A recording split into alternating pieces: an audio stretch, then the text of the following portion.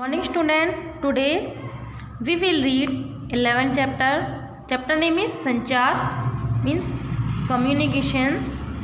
संचार जब दो या दो से अधिक व्यक्ति आपस में बातचीत करते हैं उसको हम संचार कहते हैं। ऐसे ही यहाँ पर कुछ संचार के साधन दिए गए हैं और बताया गया है किस तरह से हम उनसे बात कर सकते हैं और वो किस तरह से हमारे लिए यूज़फुल है। आज हम इस चैप्टर में इसी बारे में पढ़ेंगे।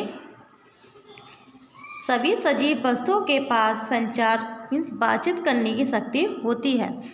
संचार का अर्थ है संपर्क में रहना। कुछ संचार आवाज़ों, चिन्हों तथा हाव भाव के द्वारा किए जाते हैं। समय बीतने के साथ साथ कई वर्षों के प्रयत्न के बाद संचार के विभिन्न साधन विकसित हुए हैं। हम कुछ ही मिनटों में देश या विश्व के किसी भी भाग में रहने वाले व्यक्ति से बात कर सकते हैं।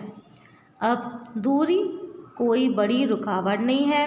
बहुत से परिवार विश्व के दूर दूर के स्थानों पर रहते हैं जो नियमित रूप से संचार करते हैं। यानी कि जो लोग बाहर रहते हैं अब हम एक फ़ोन के द्वारा बहुत जल्दी उनसे बात कर सकते हैं। पहले ऐसा नहीं होता था। इन आधुनिक संचार साधनों से संचार के तरीकों में एक तीव्र बदलाव आया है। हम विभिन्न साधनों द्वारा विश्व भर में होने वाली घटनाओं तथा अवसरों के बारे में तुरंत जान लेते हैं। नेक्स्ट इज व्यक्तिगत प्रयोग के संचार साधन। Communication for personal use. पुराने समय में लिखित संचार बहुत धीमा होता था। यह डाक सुविधाओं पर निर्भर होता था। पत्रों को एक व्यक्ति तक पहुंचने में कई दिन लग जाते थे तथा कभी कभी ये खो भी जाते थे। अति आवश्यक संदेशों को टेलीग्राम के द्वारा भेजा जाता था। पहले फ़ोन नहीं थे तो चिट्ठी के द्वारा एक व्यक्ति अपनी बात दूसरे व्यक्ति तक पहुंचा सकते थे। उस चिट्ठी को पहुंचने में और उसका आंसर आने में 4-5 दिन का टाइम लग जाता था, लेकिन अब ऐसा नहीं होता है। कार्यालय के कर्मचारियों को अपने सहकर्मियों तथा अलग अलग शहरों में ग्राहक से बात करनी पड़ती है। इंटरनेट के आविष्कार ने पत्रों की इलेक्ट्रॉनिक मेल या ईमेल के रूप में भेजना संभव बना दिया है। इन्हें देश या विश्व के किसी भी भाग में तुरंत भेजा जा सकता है तथा तुरंत जवाब भी मिल जाता है। फैक्स करना भी संदेश भेजने व पत्रों की तीव्रता से भेजने का दूसरा साधन है। टेलीफोन का आविष्कार अलेक्जेंडर ग्राहम बेल द्वारा सन 1849 में किया गया था। आज टेलीफोन प्रत्येक घर की आवश्यकता बन गया है। टेलीफोन के द्वारा हम विश्व में कहीं भी किसी भी व्यक्ति से बात कर सकते हैं। प्रत्येक गांव में भी टेलीफोन कनेक्शन होते हैं। सेलुलर फ़ोन के द्वारा हम कहीं भी किसी भी समय एक व्यक्ति से बात कर सकते हैं। मोबाइल के द्वारा संदेशों व चित्रों को भेज व प्राप्त कर सकते हैं। आज के समय में मोबाइल फ़ोन बहुत लोकप्रिय हो गए हैं।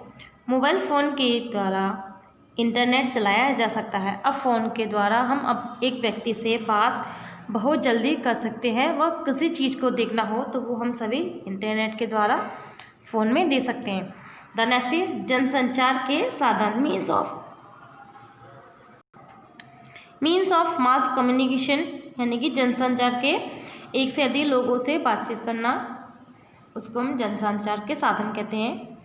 इनके द्वारा लाखों लोगों से एक ही समय में संचार किया जा सकता है। किसके द्वारा? जनसंचार के द्वारा।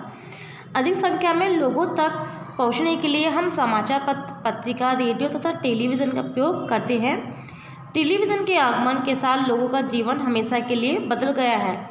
इसके बाद केबल टेलीविज़न तथा फिर जल्द ही इंटरनेट आया। द नेक्स्ट इज समाचार पत्र तथा पत्रिकाएं। समाचार पत्र लिखित संचार साधनों में से एक अत्यधिक प्रचलित है। लोकप्रिय साधन वे हमें विश्व के चारों ओर से खबरें लाकर देते हैं, जैसे खेल, संस्कृति, राजनीति, विज्ञान या इतिहास आदि। पत्रिकाएं भी विशेष विषयों जैसे राजनीति, खेल या मनोरंजन के बारे में सूचना प्रदान करती हैं। भारत में सन 1780 में बंगाल गजट कोलकाता से आरंभ होने वाला प्रथम बड़ा समाचार पत्र था। सबसे पहले 1780 में बंगाल में कोलकाता गजट के नाम से एक समाचार पत्र शुरू हुआ था। ये हमारा सबसे पहले लिखित समाचार पत्र था। The next is radio. Radio का आविष्कार गैलीलियो मार्कोनी द्वारा सन 1874 में हुआ था। इसका प्रयोग विश्व के किसी भी भाग में संदेश भेजने के लिए किया जाता था। रेडियो विश्व भर में खबरें, शिक्षा तथा मनोरंजन संबंधी कार्यक्रम प्रसारित करती है।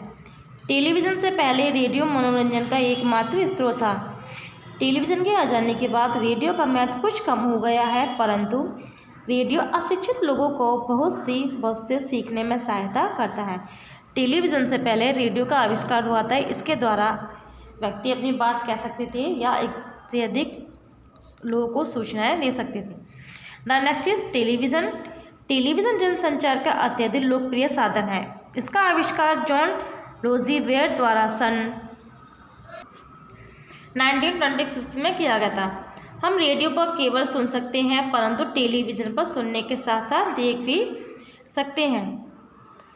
हम थिएटर जाए बिना अपने घर पर आराम से टीवी देख सकते हैं। हम विभिन्न चैनल देख सकते हैं जिन पर विभिन्न कार्यक्रम दिखाए जाते हैं। सन 1982 में नई दिल्ली में आयोजित हुए एशियाई खेलों के दौरान दूरदर्शन भारत का राष्ट्रीय टेलीविज़न नेटवर्क ने रंगीन प्रसारण को पेश किया।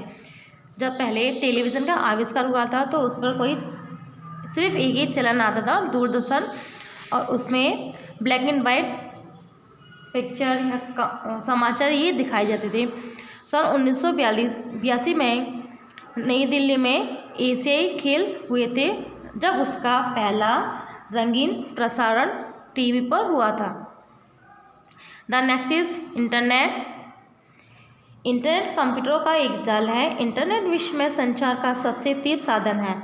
हम इंटरनेट से किसी भी विषय पर विस्तृत जानकारी पा सकते हैं। ये लोगों को विश्व के किसी भाग में तुरंत ईमेल भेजने में सहायता करता है।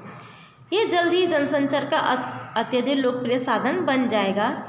इलेक्ट्रॉनिक मेल मीन्स ईमेल के द्वारा हम संदेश भेज सकते हैं। हम एक कंप्यूटर पर संदेश लिखते हैं तथा दूसरे कंप्यूटर पर भेज सकते हैं। ये सब किसके द्वारा होता है? इंटरनेट के द्वारा।